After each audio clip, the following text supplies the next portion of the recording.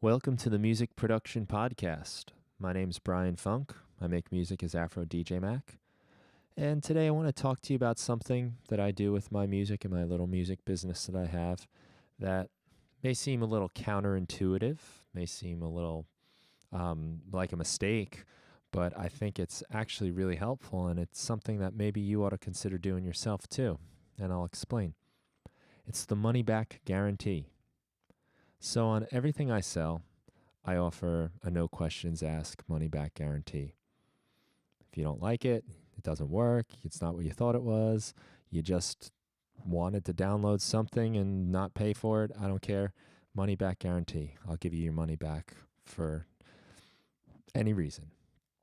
Now, let me first start by saying that everything I do sell, whether it's sample packs, whether it's tutorial videos or Ableton Live devices, everything I sell is digital. Even my music, I don't have any physical copies at this point of anything I've done. Everything's digital. So because of that, there's very little cost up front.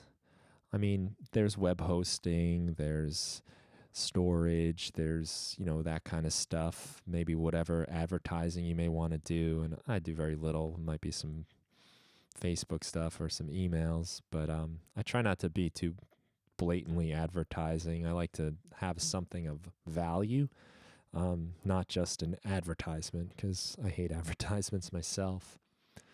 But the cost is generally pretty low. So I offer this money back guarantee for a couple reasons. The big reason I offer it is because I want people to feel confident in what I'm selling and what they're getting. And I want people to get their value. I want them to enjoy what I have. I'm not trying to scam anybody. I want to have a good reputation for what I do. And if you actually take the time and put out some of your hard-earned money for something that I'm doing, I want you to feel like it was well worth it. So the money back guarantee for me is sort of a protection for that no one's going to kind of leave my store with something that they don't love. So that's number one. It's a reputation thing. I mean, I pride myself on that. I want to put out good content, good quality stuff, and just not nonsense. I'm not trying to trick anyone or anything like that. So that's like kind of the main objective, to communicate that to people that, you're safe with me. So that builds trust, in my opinion. I know I feel much more comfortable when I buy something knowing that the company stands behind it and they're willing to, eat the cost if it's something they don't like. But here is the funny part about this. Since everything I sell is digital, if I give somebody a money back guarantee, there's no way for them to return the product. Like if I go to, say, a music shop and buy a guitar and I want to return it, I give the guitar back, I don't get to keep it. But with digital items, people get to keep it. So I'll occasionally get an email or a comment from somebody that'll say, man, these people could very well be just buying stuff and saying they don't like it and using it because they don't want to pay for it, and they're ripping you off. And I realize that. That's not news to me. I understand. And maybe my reasoning for why I do this will let you see that perhaps I have a little bit of a rose-colored view on humanity. But I know that. It's very clear that, somebody could very easily buy something and then just send me an email and say, I don't like it, I want my money back. And I would give them their money back. So they get what they want without paying for it. Maybe not a good business model if I'm eating a cost on this, but I'm really not eating too much of a cost. A refund doesn't cost me too much. It's mostly the time. But my reasoning is, suppose that there are 5 people extra, say 5 extra people decide to buy something from me because of this money back guarantee, and 4 of them decide they don't want it, whether they don't like it or maybe they just knew they were going to do that because they didn't want to pay for it. I'm still up one sale, and that's a good thing. I suppose it could be a problem if we're talking like 99 out of 100, and then I'm losing a lot of time on my refunds because I have to actually refund everything. But I found actually that very few people ask for their money back.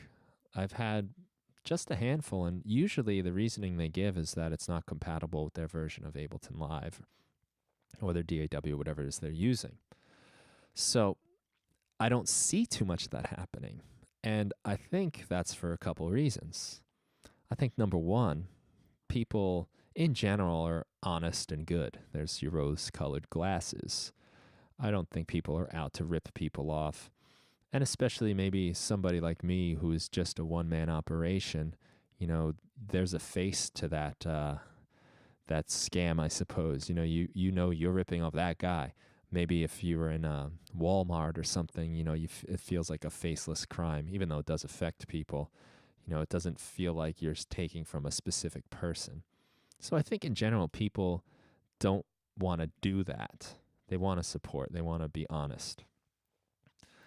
Also, I think that many people will take a risk, with the money back guarantee and decide, all right, I'm going to do this, but if I don't like this, I'm totally getting my money back.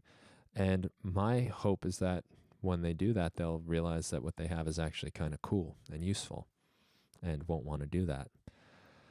Another sort of psychological thing about this maybe is that perhaps people do it with that intention but never get around to asking for the money back. I don't know.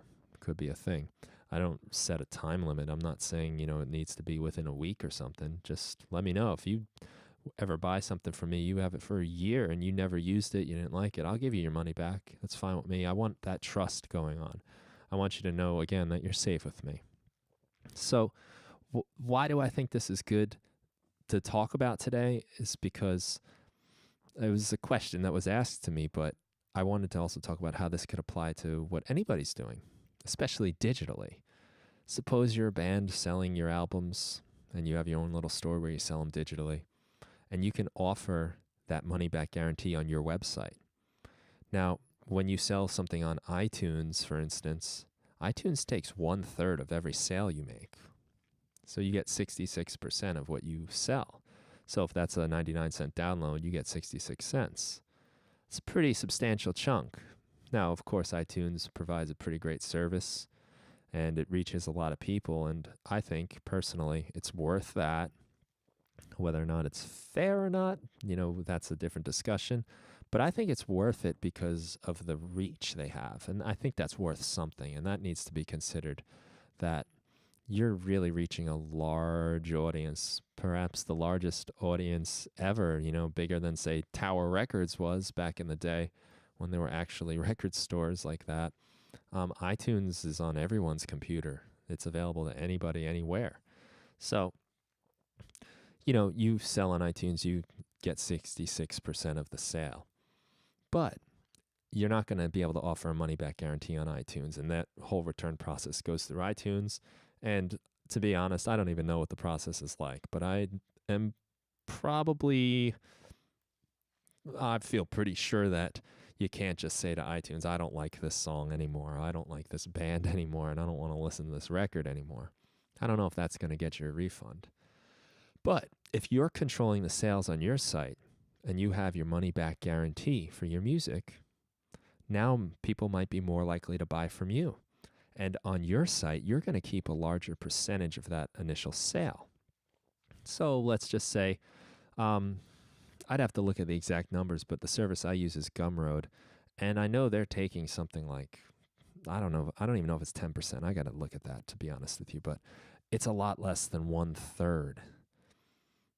It's a lot less. So if you're able to get some more sales on your site and keep more of that money, and sure, maybe there will be some people here and there that want their money back for whatever reason. Whether it is they don't like it, they just wanted to get the album and they wanted to scam you, they never had an intention, I don't know. But sure, there may be a few people, but I think you're recouping that loss in the extra percentage you make. So you're controlling the sale. You have the actual, direct contact with the customer. And I think that's also a valuable thing to have. When somebody buys something through iTunes, there's a disconnection, there's that middleman. But there's nothing like having the direct contact with your fans and customers. I think that's a great thing. It's one of the coolest things about the age we live in now with the internet, is that you can connect directly with people.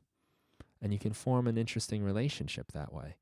You can get an email address from somebody and send them an email and say, hey, how do you like the album? Tell me about when you listen to it, you know? And you might get some cool stories. I mean, have you ever wondered like where people are listening to your songs when they're doing that? Like in what situation? Were they at a party listening to the song? Did they go through a breakup and your song helped them out? Were they using it to kind of lull themselves to sleep?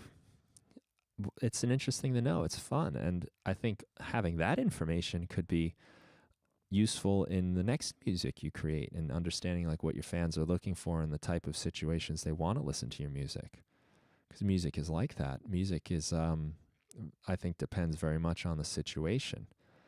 You know, if you're probably not going to put on some crazy heavy metal music that's going to pump you up if you're trying to relax. But if you're going to the gym and you want to get a good workout, you're not going to put on some sweet little lullaby either. You want something that'll get you excited. So where you are is really important. And having an understanding of who your audience is and what they're looking for from your music can be really handy. And I don't know if you're going to really get that through the connection that happens through something like iTunes. So having control of this on your own site is really valuable. You got the direct contact, and it establishes a connection. And that's so important with music. Again, like, you know, the artists I've been able to connect with and speak to in my lifetime, you know, bands or whoever it was that I looked up to, like if I ever had that connection, personal connection with the artist, that was so cool and special and made the music even better, you know. And that's another thing about music is our experiences with the music kind of changes how we feel about it. Haven't you heard a song that maybe was ruined by a bad experience? Something happened and now you can't sort of separate the song from that music. When I was younger, I was in a pretty minor car accident, but on the radio was Billy Joel's The Stranger. And every time I hear that song, I can't help but think about that situation. It just takes me there, for better or for worse. And there's other songs too where I was having a great time and it came on and all our friends were singing along and we just loved it. And you sort of think to that too. So understanding those types of things is really useful for your music making. And I think also it's kind of inspiring to hear where your fans are coming from with your music. And, you know, it's not just going out into the ether. People will tell you where they're hearing it, what they're using it for. And that's the direct connection that you get. And when you have something like a money-back guarantee on your music or whatever it is you're selling, you can entice people to buy it from you directly. And there's, again, that trust gets built. It's something I think maybe you might want to consider. It sounds sort of counterintuitive because, yeah, you can get cheated from it, and you probably will in some point. But I think the risk is so much lower than the gain. Because at the end of the day, even if you do have to give money back because you say you're getting ripped off, and that's obviously the worst case scenario. And truthfully, I don't believe it happens much anyway. But the bottom line is your music is still in someone else's hands that it wouldn't have been in before. They have it, and they can play it. They can listen to it. Maybe their friend listens to it, and they get into your music. That's another connection that never would have happened otherwise. You might have got passed by. So I think it's important, especially these days where, you know, we're on the internet, we're selling things on the internet, we're doing business, sharing art in a new way that hasn't been done before. And sometimes it's helpful to step back and think about some of the things that we sort of take for granted as far as like, think of like a store, a real store, you know, like they can't really do those sorts of deals. But on the internet, when you're selling non-tangible items, it's a different story. So where are the places where we can make changes to sort of the status quo and think about how we can do things a little bit differently? You know, what's something we can change? I think some of the greatest innovations these days are when people think that way. So like if you take, say, for instance, you know, when you're using, say, an iPad to make music, a lot of music apps just sort of recreate the physical layout of, say, a synthesizer, right? You have a knob that you have to just turn, and it's weird to turn a knob on an iPad screen. You're like dragging your finger, And sometimes once you get to like the halfway point of the knob, it starts going back the other way and you want it to go the other way and you don't know which way to drag. And it's just not like the same as like when you have a physical knob that you just turn. That sort of idea of just taking the physical look of a synthesizer, which in the physical world is very practical to turn a knob or move a fader, but inside the touch screen, I think it's not as much. There's no tactile response. So some of my favorite apps are the ones that kind of abandon the look and layout of, say, a synthesizer or a DAW that's traditional. You know, you're not clicking on these little buttons, say, like you might on a computer or even on like a hardware mixer, but they're doing something different, and it's a new way to interact with things. I think a great example of that is the app called Sampler. Sampler, Sampler. There's no E in it. And that app just has a different way of dealing with it. You know, there's no keyboard. Have you ever tried to play like a keyboard on an iPad screen? It's kind of like, I hate it. You know, I can't feel the keys. I always hit the wrong notes. It doesn't feel right. But Sampler approaches this differently, where you're kind of just touching the waveform. Definitely check it out. There's a couple great examples of things like that. I always loved Sound Prism, which is kind of like a MIDI controller, but it does have a sound engine, and it's not a keyboard. It's kind of this interesting layout that really lends itself to touch. Chordion is another one. It's sort of like an omnichord thing, but it's just a nice way to deal with your interaction with the music. And I think even if you take Ableton Live, for instance, you know, so many DAWs have this sort of like metaphor of the tape machine. So if you think about a tape, it starts like kind of on the left and goes to the right. It's linear, right? You press play on the tape and the tape moves. So we've got this like visual layout of the waveform in like, say, arrangement view in Ableton Live.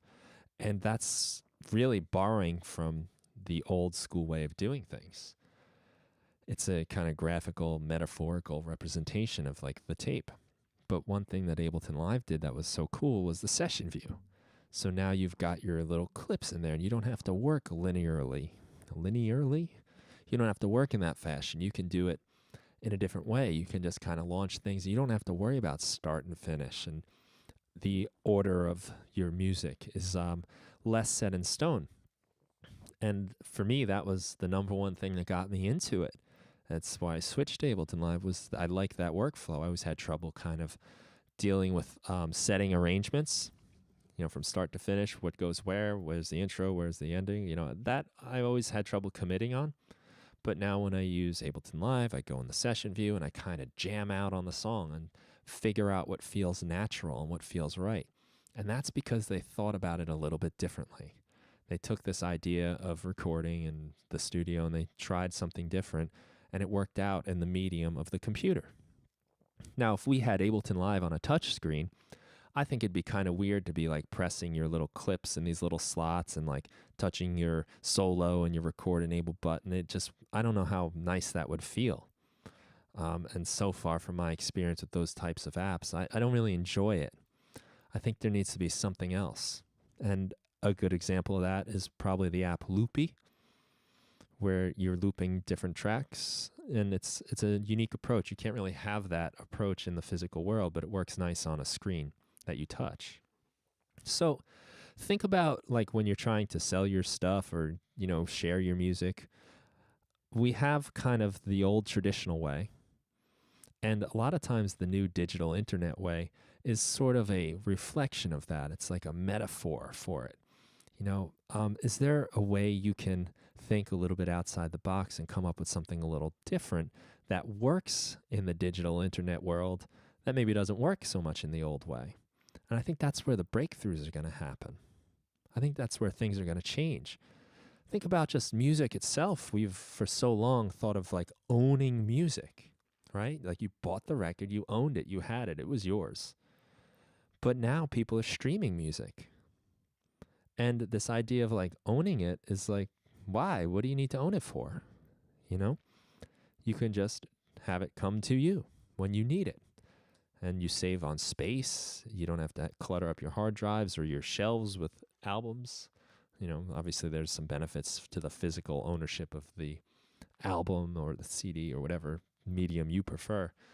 But to have actual files, MP3 files on my computer, I see really very little point in that anymore when I can go on, whether it's Spotify, Apple Music, or any title, whatever it is you use, when I can just go there and have the song come to me and it doesn't cost me any space or anything. To me, the money I pay monthly for that service is sort of worth the space I get back on my hard drive. Now I've got more space, my computer can run smoother, I can put other things on there that are more valuable to me, and I don't have to worry about it as much. This is, I guess, cloud storage too, is the same sort of thing, a rethinking of the old norms. So one way I think we can do that is seriously consider the money back guarantee, even if it may be leaving you open to some little bit of a scam from some people. I think on the whole, you benefit in the long run. You're not going to lose money, really. You know, you're not going to go broke because most of what you're doing is digital anyway. So it's not like you have to order the stuff and keep it in a warehouse and pay rent on the warehouse. You're just paying storage and maybe web hosting, and that's really not too bad. You can save that for the year by not going out to eat twice. And then you've got, say it's $100 or whatever for all that stuff. So just a little food for thought. This is why I do it. And it really, what I like about it more than anything is just this idea of trust, and that, I can stand behind my work and say that, yeah, if you don't like this for any reason, just let me know and I will give you your money back. I don't want your money in that case. I don't want to scam anybody else. I want you to be satisfied with my work. And I think that sends a great message to people. So there it is. That's why I offer a money back guarantee, and maybe why you should too. If you've got any fun ideas of thinking a little differently on distributing your music, getting it out there, or anything, that might be a new take on how we share our art and our work, please let me know. Send me a tweet, AfroDJMac. Send me a comment on this webpage. Let me know. Maybe we can get a little discussion going and put our heads together and find new and effective ways to not only improve our ability to share our work, but improve the consumers of our work's experience with our work too. So thanks again for listening to the Music Production Podcast. I'm Brian Funk, a.k.a. AfroDJMac.